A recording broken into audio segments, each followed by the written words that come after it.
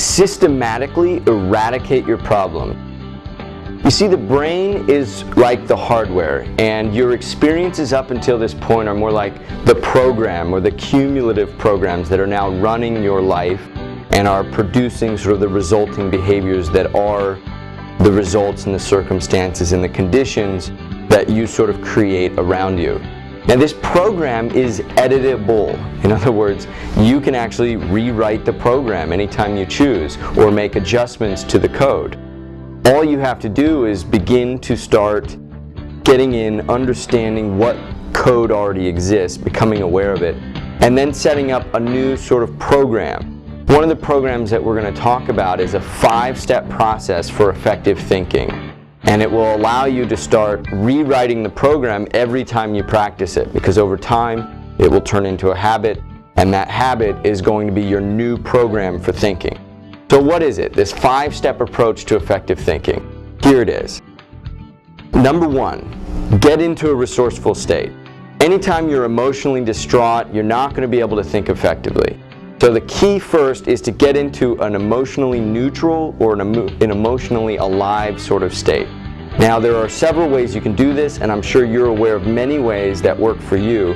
What I suggest, though, is you put them all down on a piece of paper, and you have that as sort of a pre-plan in case you feel a certain emotion that isn't exactly resourceful, whether it be angry or sad or depressed.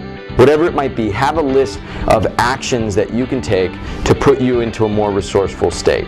We talk about some in these programs, but you may have a list that anytime you do those things, you start to feel more alive and in a more resourceful state. So have that list ready. That's your first step to effective thinking. Get into a resourceful state.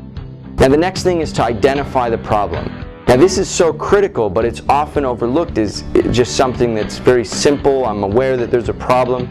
But when you really dig deep, you'll become aware of the fact that you haven't really defined exactly what the problem is. What is the problem? What is the challenge?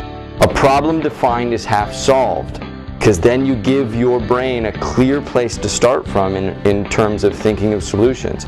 Without a clearly defined problem, you know something's wrong, but you really can't begin the work of identifying solutions until it's clearly defined. How do you clearly define a problem? Again, very simply, get out a sheet of paper and say, how am I feeling right now? What's wrong with this? What is the problem? And just go through this dialogue with yourself. Why am I feeling this way? What could have caused it? What is the potential problem? And have that dialogue with yourself until you arrive to something that you feel very strongly about is the problem. And once you've identified it, again, now you're ready to go on to the next step, which is identifying solutions. So that's step number 3. Now, identifying solutions requires a lot of thinking, and this is the creative process that you're opening the mind up to. This is going to expand your awareness beyond boundaries that you maybe have never considered before. So when you're identifying solutions, what's very important, after you define the problem, you are now going to frame the question to solving that problem in a very positive manner, a very empowering manner. Now, what does this mean? It means, for example, if your problem was, say, financial or something emotional, rather than asking the question, why does this always happen to me, which is going to start a whole plethora of solutions with regards to a negative question, because the mind is just like an army, ready to take action on whatever you ask of it without questioning it, the unconscious mind. So when you ask these negative questions, it will start going out with a search party, searching for all those answers related to that question. So it's very critical that when you've identified the problem, in the 3rd step, the question that you ask is positively framed, or it's an empowering question. And you'll have to practice this, but you'll notice that the quality of the answers that you produce is a direct reflection of the quality of the question that you ask. That's important in step 3. Now, step number 4 is you're going to go through this list of solutions that you've identified. Now, obviously, you can't put all of them into action. So you've got to prioritize which one you think makes the most sense, which one you think is most likely to succeed. And again, you won't know all the way. You won't know completely until you've begun experimenting with the ones that you think are the most realistic solution to your problem. And so you may have a list. I recommend you make a list of at least 20 solutions to every important problem. And that may seem like a lot, but you're going to have time to do it, you know, throughout a day. Perhaps you'll sleep on it for a night. So come up as many answers as you can, because that's really going to keep that creative process flowing. And then when you've got your best answer, experiment with it. So that's number 4. You're going to experiment with that solution that you've come up with. And step number 5 is you're going to notice whether it's working or not. Sometimes we implement solutions and they don't work and we're frustrated and we haven't really noticed whether it's working or not. We're just simply in a state of being stuck. So the next step, step number 5, is to notice whether it's working or not.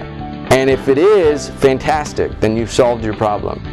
And if it's not, or it's only partially solved the problem, or you may have uncovered that in this whole process, yeah, you solved the problem, but the problem was something even deeper. And if that's the case, all you do is you go back through the process again. You get into a resourceful state. You might have arrived at the end and got a little frustrated. You might have arrived through the entire process the first time and suddenly felt a different emotion.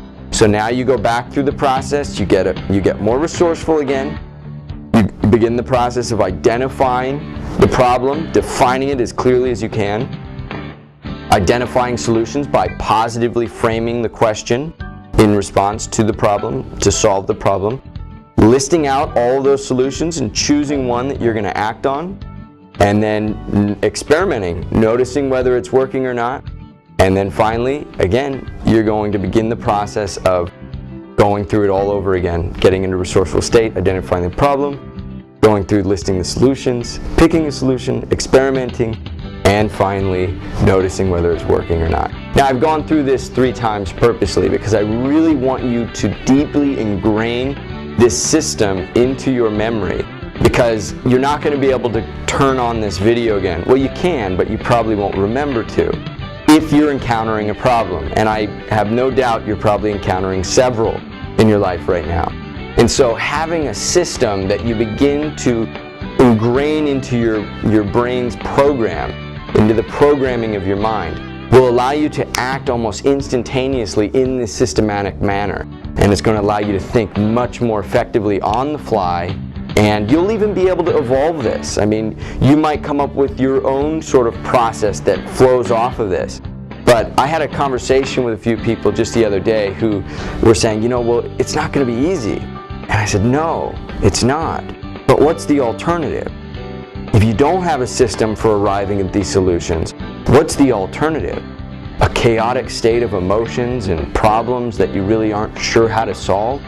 So yes, it's not going to be easy, but having a clear path to arriving at your solutions and solving your problems is much more preferable over having absolutely no system at all. So I encourage you now to really write these steps down so that you can start practicing them in your everyday life, and take the first big problem you think is on your plate right now and try the system out and see how it works for you. Good luck with eradicating your problems systematically. For more tips on how to live your full potential, visit fullpotential.com.